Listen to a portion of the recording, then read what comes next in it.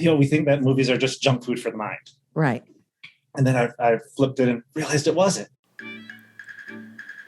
Welcome to Story Power, a bi-monthly podcast where my guests and I geek out about the stories we're passionate about in all different genres, styles, and formats. My name is Lucinda Sage-Midgorden, and I started this podcast in the summer of 2020 at the beginning of the COVID-19 pandemic. As I watched the reaction of my friends, family, and social media circle, I noticed that many people turned to stories for comfort and help in making sense of the craziness going on around them. My goal was to do the same for my listeners, but as I chatted with my guests throughout the first year, I discovered that their personal stories were the most fascinating thing about each episode. Neil Gaiman says, fairy tales are more than true not because they tell us that dragons exist, but because they tell us that dragons can be beaten. I now know that sharing our experiences with others helps us defeat our own dragons. It is our stories that connect us to one another. Let's see what wisdom today's guest has to share with us. Today, I am recording episode 55 with Joseph Lalonde. And Joseph and I have something in common. Joseph, I don't know if you know this, but you have a book out called Reel, R-E-E-L, Leadership, and you use movies to teach leadership skills. And since my background is in theater, and even before that, I was just this week thinking, maybe I should write a kind of a memoir about how I learned to use movies to learn about human behavior. I learned it from my dad to begin with. And, but we, because we would discuss TV and movies, and that's how I learned human behavior and why people do what they do and the things like that. And then I saw your book and I went, oh, we have something in common.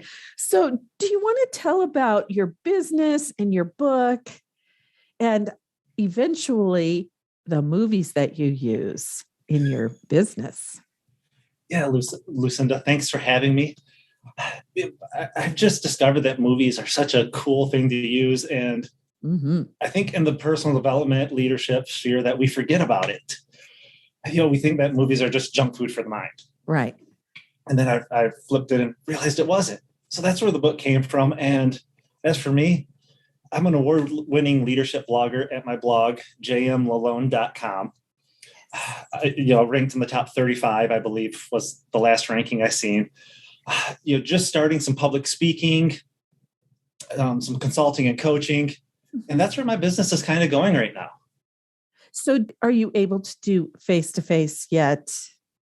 Face-to-face workshops or something? Yes. In Michigan, we're able to do face-to-face, no mask. And we can intermingle however we please. I've actually got a conference I'm going to be at. It's an interesting one because it's a Comic-Con, so a comic convention. Oh, wow! But the book fits in with that, and I will be. It's called the Tulip City Comic-Con at the end of April, where I'll be there talking to people, sharing about it, and we can do in person. I've done a few other ones and in the last couple of months, and it's so much fun. Oh, really? That does sound fun. I have a friend who just lives up the road from me, actually. Her name is Dr. Maria Church, and she's written 3 books on leadership. Love-based leadership is her thing. And she's more academic about it, though. But I thought, maybe the two of you should hook up. Yeah, if you want to make a connection, I would love it. Yeah, because she is so fantastic.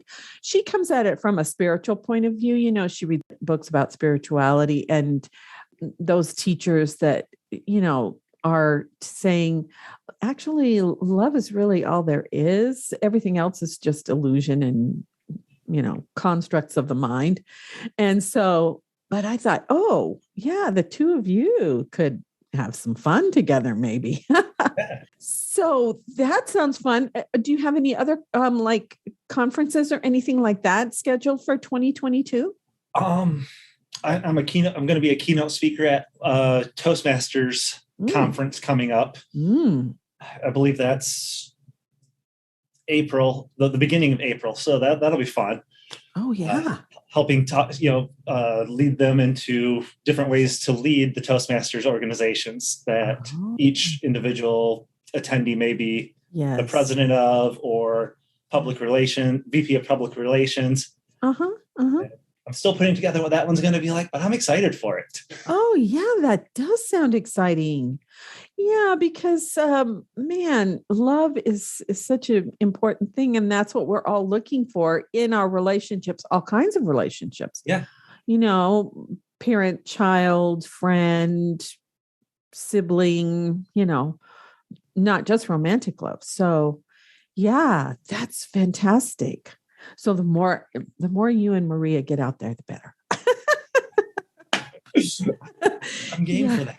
Yeah, really. So when you were talking about, or maybe it was when I was reading your Podmatch profile and all the things that, you use movies for, I remembered this article that I read, and this was several years ago, about psychologists using like romantic movies to help young couples work out things in their relationships. And so I'm interested to know what movies you use for teaching leadership. Yeah, I use all kinds of movies. I've used romantic movies. Yeah, I think I'm going to use the movie that just came out, Marry Me. Oh, that sounds interesting. Lopez, I believe, was the actress. Yes. Along with Owen Wilson. Yes.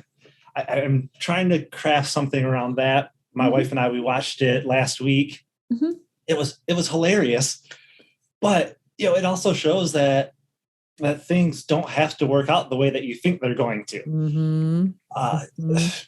Lopez's character took a giant leap. She was supposed to be getting married to another singer. She finds out he's having an affair on her, and Owen Wilson's character is holding a sign in the audience saying "Marry Me" of this concert. And she's like, "Yes, I'll marry you." It turns into this. Her manager's freaked out, going, "You can't do this. This is not going to be real." She's like, "Yeah, it's real. Let's do this. Other ways haven't worked. And why not do this? I've been married 3 times. Number 4. Maybe this is the magic formula." Yes. And when we're in business, I mean, how many times have we tried the same thing over and over and over again? And we're just not willing to make that crazy leap to something new. Yes. And just give it her character was like, "I'm going to give it," I think it was 6 weeks. Give that crazy idea 6 weeks and see how it turns out. And you may be surprised that there's some success behind it. Right. Yes. So you're saying sometimes you can use movies to help people think outside the box in their leadership models. Yeah. I like that. And as I was writing the book, I interviewed a movie writer, and he knew a guy, Stanley D. Williams, who's a screenwriter for Will Smith. And he wrote a book called The Moral Premise. Oh. And it talks about how every great movie actually has some kind of lesson in it. And you only have to look to discover it. Yeah. Actually, in many great movies, you don't have to look hard. It's just there, but we don't realize it because stories speak to us in a way that we just realize what's going on. Right. But if we look deeper and harder at it, we can go, there's a deep lesson here. And sometimes there's more than one deep lesson. Yes. Every Monday I do a real leadership article on my blog. Yeah. So I take a movie and I go through lessons. And I'm going to show this to you. I don't think your audience is going to see this, but I've got notebooks full of lessons from movies, and I'll have 2-3 pages of notes from every movie I watch. Do you have to watch it more than once? Because sometimes I don't get the deeper layers of a movie until I've watched it more than once. See, and that's the problem with how I watch it, because taking notes, I miss a lot of stuff. I miss a lot of the action. I miss a lot of the story. I get some key points, and rewatching it does help. Yes, right. Well, I teach a class called dramatic structure, and I wasn't really going to teach it again in the fall because I'm hoping to totally retire from teaching at the college. But my colleague is a professional, a theater professional. He developed, when we first started collaborating, he developed this version of Twelfth Night by Shakespeare that has now been performed in Pennsylvania someplace at a professional theater company. And then he knows some people in Alaska who own a professional theater company, and they want him to come up there and direct it. So he's going to have to be gone the second 8 weeks of the semester. And the dramatic structure class is a 16-week class. So I said, oh, I'll teach it again because I really love teaching it. And, that's one of the things that I teach my students is every single thing that the camera shows you, every line, every color, every setting, makeup, hair, costumes, all go to helping you figure out what the theme of the movie is and what's the journey of the characters. So that's why I advocate watching movies more than once, because sometimes you miss stuff. Oh, yeah. You can't see it right away.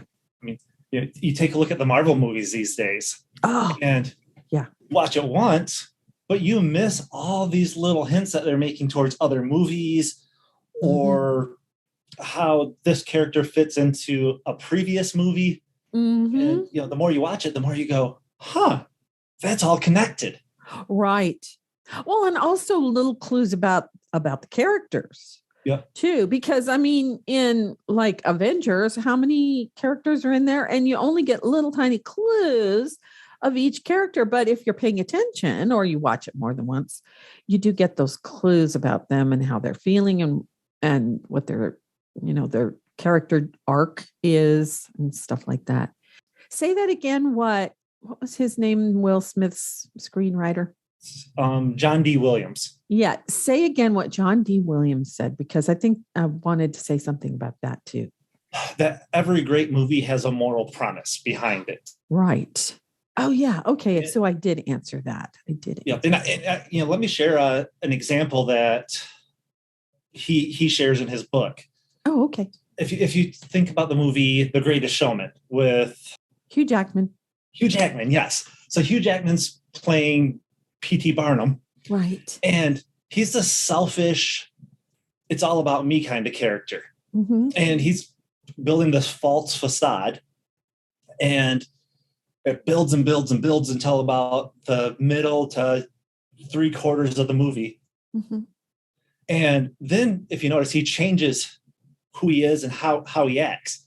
So, and he begins to treat people better. He begins to find some fulfillment in life. And so John D. Williams states for the moral premise for that movie would be selfishness, false identities lead to loneliness and self-defeat. But when you start living a true, authentic life, you start to gain relationships, friends and family. You start to see success. And the moral premises are all kind of like that. If this, then that. For the first part, which is typically a negative, sometimes you'll find it with a positive spin, and then the main character does something bad, and you discover, oh, this is what happens when you're leading poorly or trying to be controlling. Right. And so it's these if then this, that kind of statements. Yes. Oh, yeah. Right. Yeah. Oh, I love that. That's true. I'm not into the ones where people go on a downward spiral, so I don't watch those. They don't make a lot of those movies. There's a few of them here and there, but I think for the majority of movies, they all typically end on a happy note because people want happy endings. Yeah. So in The Greatest Showman, I always look for this. I've not seen that movie, so I can't answer this question. But what is the thing? Because usually there are one or two things that make people choose to change their lives. What's the one thing or two things? It was kind of the downward spiral. The circus performers left him And I believe that's what happened. It's been so long since I've seen it. Oh. But I believe, he lost all of his performers. Uh-huh. I think he became estranged from his family. Mm. And I even believed his circus stage burned down. Oh, no. And if I'm remembering right, after he's had that change of heart, the performers come back, he regains the family, and the performers even help him rebuild or find a new place to perform. Mm-hmm. But he has to go and convince them that he's changed somehow. And that's part of the story, I imagine. Right. And, that can be a difficult thing to do, especially when you've mistreated people for so long. But if you do it well and you're sincere, you gain back what you can gain back what you've lost. Yeah. Right.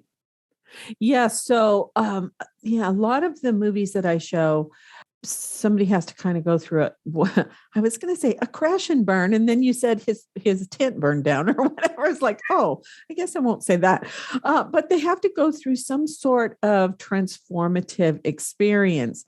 Like a couple of them, they have and now I always show Now Voyager with Betty Davis, which is a 1942 movie, I think.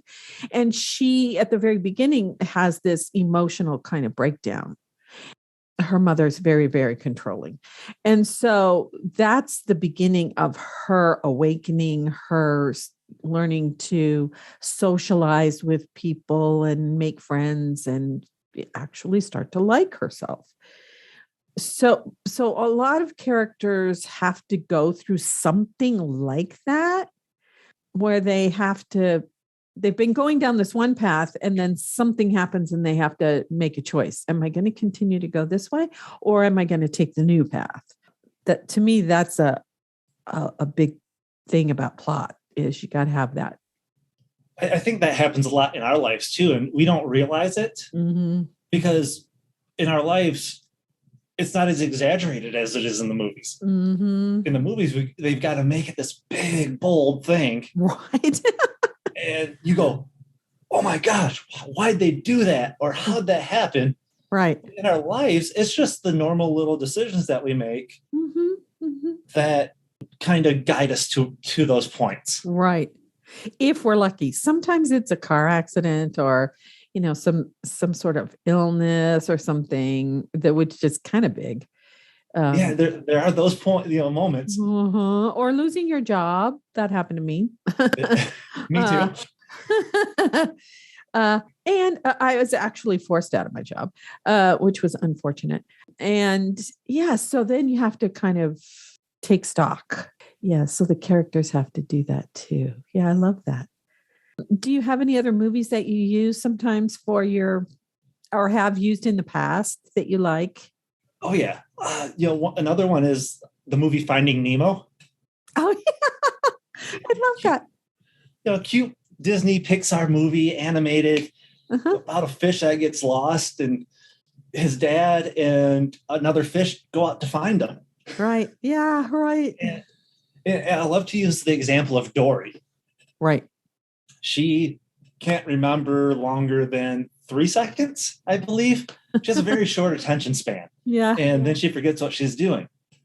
But she has this motto of just keep swimming. Right. Just keep swimming. And through using that reinforcement of just keep swimming, she and Nemo's dad eventually find Nemo. Right. And I love using that because sometimes just in our daily lives, our relationships, we don't really know what to do next. And we just need to keep moving forward. Right. And that's what Dory is saying by saying, just keep swimming. Just keep taking the next step. Just keep moving forward. Just keep going. And when you keep going, you get to a destination. Yeah. I mean, we are always presented with all kinds of options. So you just pick an option and go with it. And if that doesn't work out, then you pick another option. Yeah. Yeah. Normally there's not any nuclear option that happens. Nothing blows up. Right. Right. You just exactly go, okay, that didn't work. Now I got to keep going and do something else. Yes. Right. One time I follow a scientist, spiritual teacher named Greg Braden. I don't know if you've ever heard of him, but I follow him on Instagram. And one time he asked the question, do you have a phrase that you kind of live by? And so I put, well, yeah, my phrase is, there are no mistakes. It's just all learning. There are no mistakes. It's just learning. So everything's just learning. And so even if you fail, quote unquote, fail at something, well, let's take the lessons from that and move on to the next thing. Oh, I was gonna say, that makes me think of something, one of my friends told me. It was like, we think that we have imperfect moments, right? But really every moment that we're living, every moment that happens to us is a perfect moment because it happened and that's the way it is. Right. And then you just live to the next moment. Yes. Yes. Well, I love Greg Braden because he started off as a scientist and then somehow he got involved in spirituality. And now he kind of merges the two. So it's like, you don't have to look at science as one thing and spirituality as the other. They're kind of the same thing in a way. Yeah. So that's really, that's what I love about him. And I read his very first book years ago. It was called Awakening to Zero Point, and then he rewrote it later as Fractal Time. But I remember in that book, he said, sometime in the near future, which that was in the late 80s, early 90s, a lot of people are going to choose to leave the planet. And then when the coronavirus happened and all these people started dying, I went, oh, Greg Braden said that back in the late 80s. And another thing he said was the planet is going to start spinning so quickly that time is going to speed up. And it really feels like that. It feels like time has just... Yeah, it does feel like time's going by faster or quicker than what it used to. Right. I can't really keep up sometimes. And so I love that. In a way, I loved that we had the pandemic because, can't go out, got to stay home as much as possible. And I got to slow down and think about things, think about my life and what I wanted. And that's when I started my podcast. I think I want to start that. Wait, do you have a podcast? I do not. I used to. I used to, and I'm thinking of starting one back up based around the real leadership concept again. Yeah, that would be fun. Yeah. Because you can learn. I'm assuming you think that you can take any movie and learn something about leadership from it. Yeah, I don't think there's been a movie I've really watched that I haven't taken something away from it, especially after starting this journey of real leadership 10, 12 years ago and chronicling movies that I've watched and what they've taught me. Now, I saw on your website that I can't remember the name of the Liam Neeson movie that just came out that you were writing about. Can you talk would be about Blacklight. Blacklight. Oh, why couldn't I think of that? Talk about that. I just think there's something about Liam Neeson that draws me into his movies. He's this guy who has like a tough background, and then he wants to help people. Even in, you think about his Taken movies, somebody in his family gets kidnapped and he has to go out and save them. In Blacklight, he's been working for the CIA or FBI as kind of this black operative. Nobody knows that he's out there doing this. And the movie opens with him saving an agent from an angry mob that's going to attack her in a trailer park in her trailer because she started cracking. And by cracking, I mean she started to forget what was real and what wasn't. So she forgot who she was and was starting to think more about the people she had integrated herself with, because she was kind of a spy into like a, what would you call it? Is she undercover? Yeah, she was undercover with like a racist group that was trying to present racial strife and political unrest. And so she calls him and he comes in and saves her. And we begin to learn that what the government's been using these operatives for hasn't necessarily been good. It's been they've put hits out on innocent people. And when he realizes this, he's like, I can't do this anymore. Mm-hmm. He tries to quit, and his daughter and grandchild get into trouble because of that. The agent he was working for goes after them. Oh dear. And it was just like this big old snowball, but it was a typical Liam Neeson movie. So you know what you're going into. Mm-hmm. Mm-hmm. But watching, there's relationship lessons you can take away. There's leadership lessons you can take away. Mm-hmm. And I think that's just the great thing about that movie too. So, I'll say a relationship lesson that I took away from it was you've got to be considerate of what other people want.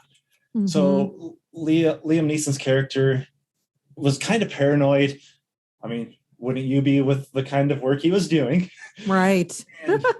It made his granddaughter paranoid. She was checking doors, looking behind trees, seeing strangers everywhere. Mm-hmm. And Neeson's character goes and puts security cameras on his daughter's house without asking her. Oh. And she flips out going, you can't do this, Dad. You've got to ask. You've got to make sure this is what I want. And I think sometimes we just forget that, hey, a simple ask. And, right. We can take care of the things that need to be taken care of. We don't just go out and do things because that's what we think needs to be done. We have to consider that other person. Right. And their choices. Yes, their choices. Because it's her house. He didn't have control of the house, or he shouldn't have had control of the house or the property and what goes on it. It was his daughter's, and he just dismissed that. Mm-hmm.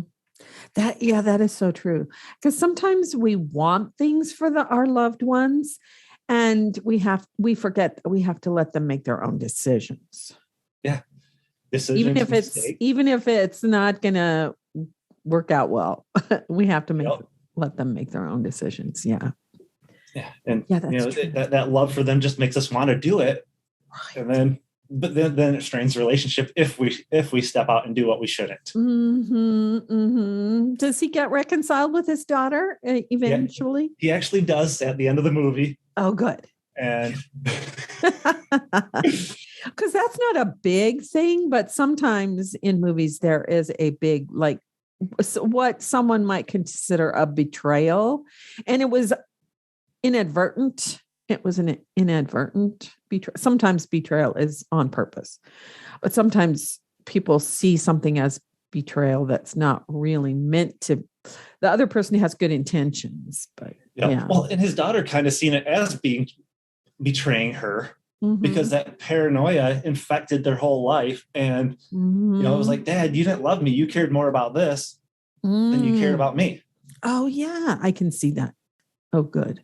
So I hope that the agent finally gets her who she really is, because sort of like she lost her personality or something.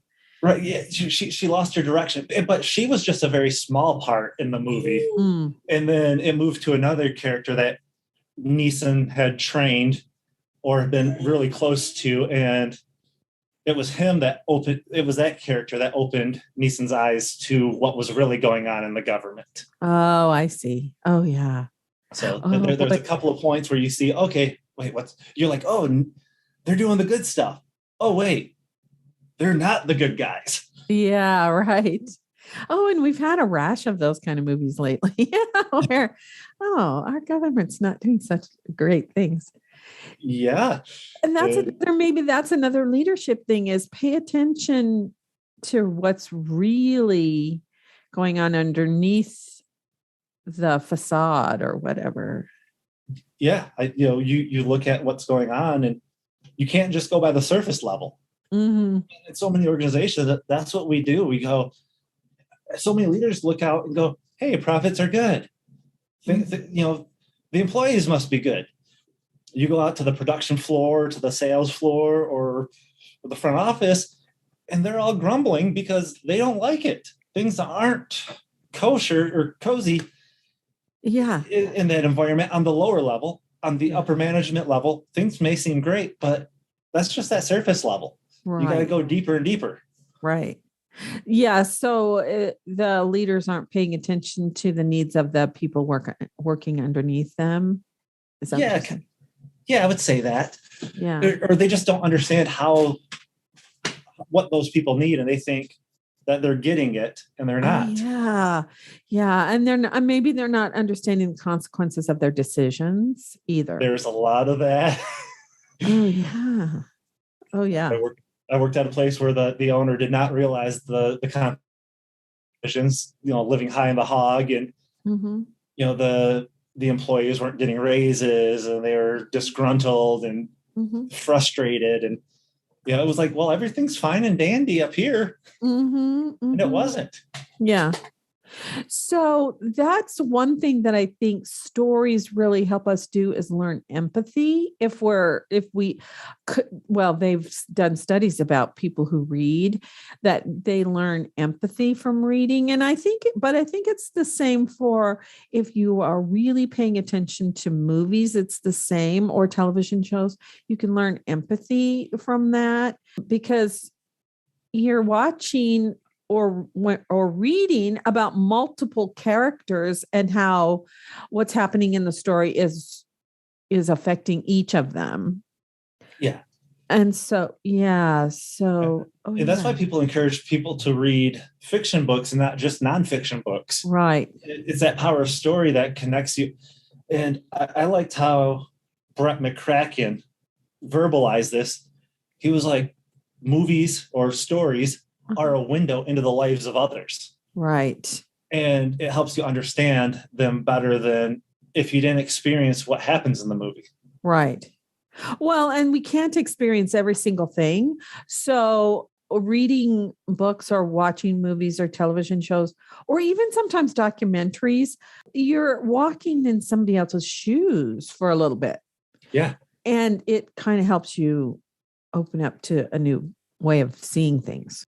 Yeah, I found myself thinking differently about certain aspects of life and relationships and business because of the movies or the books that I've read, and talking to other people that I know, that happens to them as well. Mm-hmm. Do you have any favorites, books that maybe, or movies that you think about still, even after all this time since you read it or watched it? I would have to say it's a movie not a lot of people watched. Mm-hmm. It was called Baby Driver. Mm-hmm. And it was just so artistically well done that it's just stuck in my mind. I got some leadership lessons out of it. I got some principles, but it was just this movie that just left me in awe, going, that filmography was great. But on top of that, the audio, the music, everything just meshed together. And it was one of the best movies I saw that year. Oh, wow. That's great. I can't recommend it highly enough. That's cool. Yeah. Another one is a movie called, but this one was a tough one to watch, but it goes to that moral premise that we're talking about, bad to good. This one went bad, or good to bad, or bad to worse. Oh, okay. Yeah. And it was Uncut Gems with Adam Sandler. And it was about a jeweler, a Jewish jeweler. And, his life just kept getting worse and worse and worse because of the decisions he kept making. And eventually he winds up dead. Oh, no. But, it just shows how, you make this decision snowballs into this situation then blows out of control, and you're trying to take care of everything and make it right again. But then that doesn't always happen, and there are consequences for your decisions. Right. Yes, that is true. Yeah. And that's sometimes that's a critical thinking thing that I learned from the discussions about movies and television with my mom and dad was, if you make this decision, there are consequences. So, when you're considering making a decision, you might want to try to project what the consequences might be. Now, they might not always be that, but if you're thinking ahead, it kind of helps you make your decisions. Yeah. And the movies can help us. It helps us visualize what could happen if we make some of these decisions that we've wanted to make. Right. And I think the movies with the negative endings show that better than a lot of the movies with the positive outcomes. Yes. Because you see this slow descent, or right, sometimes even a rapid descent into the consequences of what happens, rather than, oh, I did this, but then everything turned out okay in the end. Right. It was bad for a while, but everything turned. Yes, I see what you mean. Yeah. Because in like Uncut Gems, he's a jeweler. He does some back alley dealings. He sells a gem that he wasn't supposed to. That gem gets lost or stolen or not returned. And then, they send some hitmen out after him. And it was just this beautifully orchestrated, as hard as it was to watch, beautifully orchestrated way of showing how your consequences just add up. I wish I could remember the name of the J.K. Rowling book that I read. This was sometime after she wrote Harry Potter. Anyway, I can't remember the name of it. I'll have to put it in the show notes. But it takes place in a small town in England. And one of like the council members of the city council, they don't call it that in the UK, but dies. He dies. And so there's this vacancy. And they have to fill the vacancy because otherwise they won't be able to make any decisions, because you always have to have an odd number of people on the council. And so, but she's showing the divide between in this case, it's the middle class and the poorer section of town, and how the middle class look down on those people because they're drug users and they don't have jobs and, blah, blah, blah. And I have to say, there are not very many likable. The most likable character to me was the guy that died. Because everybody's talking about him and, the casual vacancy. I think that's the name of it. So, but you get to see the actual lives of the people who are living in the poor section of town, and how wrong, or it's like they're under the thumb of the establishment, and it's like really hard for them to get out of that situation. And I think about that every once in a while, how it's not a happy story, but it is a very important story that I'm glad that I read, because those, if we had a little more compassion, if the people who were the middle class had a little more compassion, then maybe it would be easier for the people who are living in the poor section of town, and they could get better health care, they could get better education, so that they could get better jobs, that kind of thing. And so that they would, if they were drug addicts or something, they could get help with that, mental health issues. I mean, there are all these things that they really need help with, but, they don't have the resources to help themselves. And so, yeah, that was it was a sort of like you were talking about the Adam Sandler movie. Not happy, but important. Yeah. Like you said, it helps you understand people in that kind of situation better. Mm-hmm, mm-hmm. When you live maybe middle class or upper middle class or even upper class, you don't necessarily know what's happening at that next rung below you. Right. And by reading that book, you're like, yeah, if those people were just given a little bit of help, or if just something was changed where things could get a little bit better for them, their lives would drastically change. Yeah. And I don't even remember. There's someone has commit suicide because she has no hope. And I'm not even sure that even affects most of the middle class people in the town. They're just like, oh, well, of course. Of course she did that because blah, blah, blah. I mean, there are some people that are affected by it, but yeah, most of the people don't even, it's like she's not even a real person, that's always sad to me when there are characters that people don't see as real people. And so they don't have compassion or empathy for them. And maybe that's a leadership skill too, is learning to see people as real people and considering their needs and their wants and hopes and dreams. And it is because, like I mentioned with with one of my previous jobs, that owner thought everything was okay. Mm-hmm, mm-hmm. And he's not understanding, hey, there's these people down here that are hurting Mm-hmm. while, he's living the good life. Mm-hmm. And, if some consideration would have been taken, the life of the people that he was leading could have been considerably better. Yes. Right. Kind of like in that book, if people were taking more note of these unknown, unseen characters, mm-hmm. Their lives could have been changed. Yes. Right. Yeah. It's that empathy that the books like that help us, because you were like that character that committed suicide just felt like nobody's seen her. Right. Or nobody's seen her, or nobody was affected by her death. Right.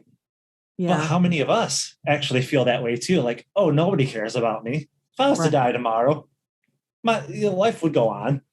Yeah. And it helps us to see people in a different light, in a light that these are real people, even if they have problems and issues, and they might not have as much money as me, or they might not be in the type of job that I'm in. Mm-hmm, mm-hmm, mm-hmm. Yeah. Oh, so I love that you're using stories to help people reflect on not just their own lives, but how their decisions affect other people. Because whenever we make a decision, it's not just our lives that it affects, it's other people, a bunch of other people. Yeah.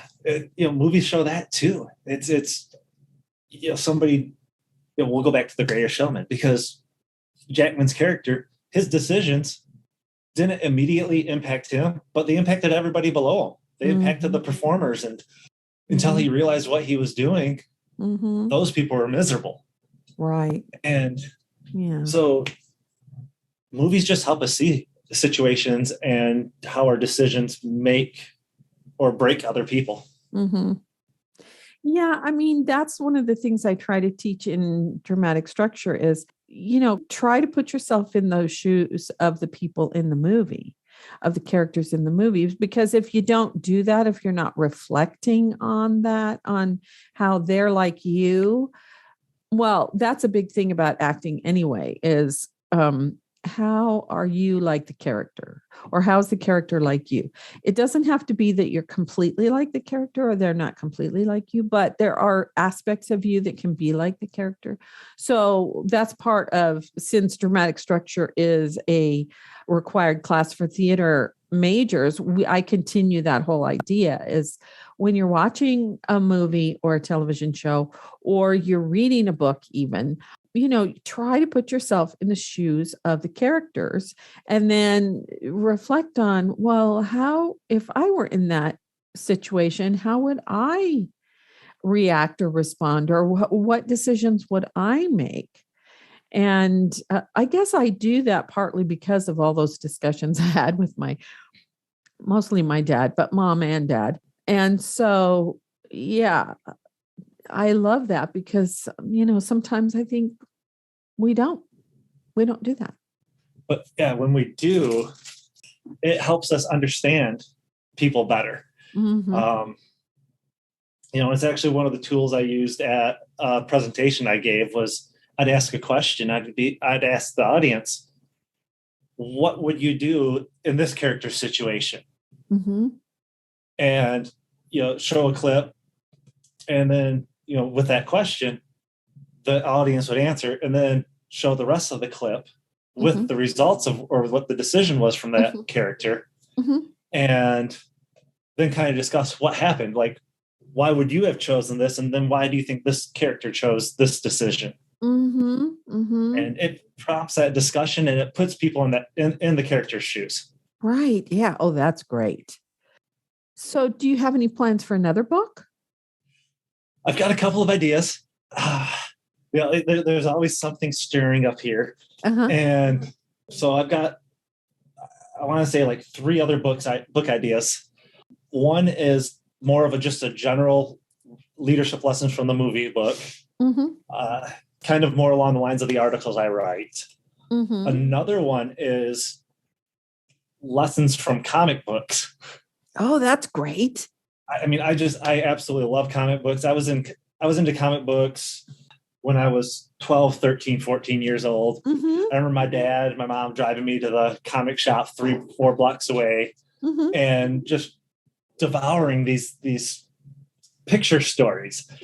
And I lost that for a little bit. And then probably 5-6 years ago, I started to get back into comics. And now that I've been doing the leadership lessons from movies, I'm reading comic books and I'm going, that's a lesson. That's a lesson. There's a lesson. I mean, think about Spider-Man. Uncle Ben tells Peter Parker, with great power comes great responsibility. How true is that? I mean, every time somebody gets more power, there's a responsibility that comes with it. So I'm thinking something along that line. And the other one kind of strays far away from entertainment, but I'm a runner. I love to run. I've run a half marathon. I've run multiple half marathons. I've run multiple 25Ks, and I've run one full marathon. But I want to do a book that's 26 chapters, and 26 and like just a little teeny tiny chapter at the end. So 26.2 leadership lessons from a full marathon. Oh, that's great. I love it. It's just something fun. It's different. I kind of got the idea from a runner who he wrote a book called the Run the Mile You're In. He kind of did something similar, and it's like that'd be so much fun. And so I run for an organization called Team World Vision that helps bring clean water to people in need. Oh yeah. And my idea behind the book was most of the profits, or a portion of the profits, would go towards World Vision and bringing clean water to children in countries that don't have it. Right. Oh, that's cool. Yeah. Yeah, because I would imagine that each mile is its own challenge. Yes. There's thoughts you have, and you go through so much. The training program for my full marathon was, I think, 18 weeks. So I kind of incorporate the training into it, what happens in the training, and then use those kind of as mile markers, and then also running that, and how different thoughts and different even actions by other runners, how that impacts you as an individual runner. I was running with a team from my church, and our team got split up. And as our team got split up, my mind, my thoughts went to some dark places. And I didn't think I could finish the race. But then through some encouragement, I called my wife up, and I'm limping along going, I can't do this. And it's, yes, you can. And so like almost every mile, there was something new, some thoughts that were going through your mind that are lessons that could be taken away from it. Right. Yeah. Cause sometimes, I'm struggling with writing my second novel, and it's it's a two timeline thing. There's a timeline in the present and a timeline in the past. And just like the first novel, and the timeline in the past was so easy to write. The timeline in the present in both books is so difficult. And so I have to so this time I decided to split them up so that they're not all on the same document. And I decided just to work on the one in the present, because that's the one that's holding me up. And, I'm dealing with stuff that's actually been going on. And how do I feel about that? What have I learned from it? And what can my character learn from it? And that's difficult sometimes. when you're writing about that, your own lessons and what, having your character go through some rough times. That's difficult. I mean, that's the great thing about movies or fiction books. The author can put themselves out there. They can put their stories in there with it not being about them. Right. Yes. It is about them. Right. Exactly. Maybe think about it that way. Yeah. Right. Yeah, exactly. Yeah. I mean, she's going to be doing things that I've never done before, my character is, but still some of the things she's thinking about, what's happening out in the world are going to be some of my thoughts about that. And I want to explore and because maybe she'll have something different to think about it, Yeah. So it's like what you were saying earlier, you can't do the same thing over and over and over again and expect a different result. You have to think outside the box, be creative about the decisions that you're making for your business or your creative project, whatever it is. Yeah. Yeah, that's great. Do you have anything else you want to say? Really? Just, I hope people through this conversation can understand that movies aren't just junk food for the mind. They're not just that mindless entertainment, but there's lessons that the producers and the writers are putting into these movies to help you understand. There's lessons that they want to impart to you. Right. Yes. Right. The moral of the story. Yes. But we don't think about that with movies. We think about that with fiction books or even nonfiction books. We go, yeah, there's a moral to the story, but we don't think about that with movies. We're just like, it's people on the screen, moving pictures and flashing lights and, obnoxious noise. But there's a moral to it. There's a story. There's a lesson that there was a reason it was made, and there's lessons in it. Right. When I was teaching, I had to teach English for a while because I got the job that I lost was teaching drama. And so I was teaching high school. And when I was teaching English, I was teaching American Lit. And some of the things we were reading were writings by Thomas Jefferson or Benjamin Franklin or John Adams, and the students would say, we've read this we've read about these guys in history class. Why do we have to read these? And I said, every single thing that's written has a purpose. And so what we're looking at in English class is what's the purpose behind what they've written? And then they sort of went, oh, okay. Oh, okay. I guess it's okay that we read these. So yeah, everything that's written, even if it's a news story, the purpose may not be very good. Maybe it has a slant to it that's not very good or something. But everything has a purpose, and you got to try to decide or see what that purpose is to make a decision about whether or not you're going to believe it or whether or not you like it. Or I like that. Well, Joseph, thank you so much for being my guest. Yeah, it was my pleasure. This has been so much fun. It's great just to talk to people about stories and movies and how they can make us better people and how they can help us think differently. You're right. Well, we'll have to do it again one day. Yeah, definitely. So as in a movie, to be continued, right? Right. To be continued. Right.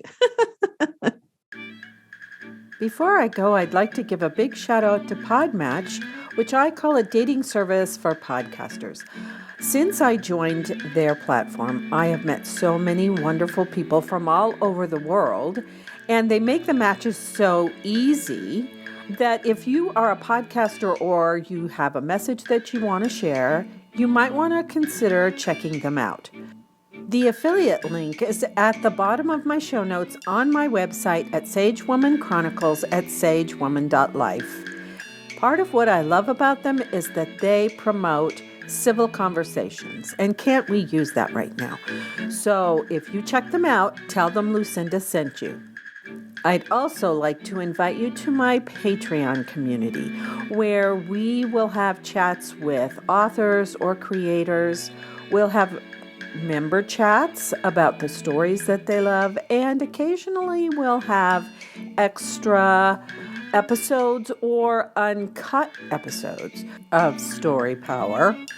So please go check out my Patreon page at patreon.com/storypower without the hyphen, all one word. I hope you enjoyed the show.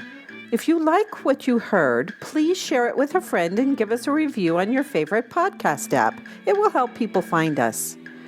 And remember, as Philip Pullman said, after nourishment, shelter, and companionship, stories are the thing we need most in the world. Until next time, this is Lucinda Sage-Midgorden. Thanks for listening.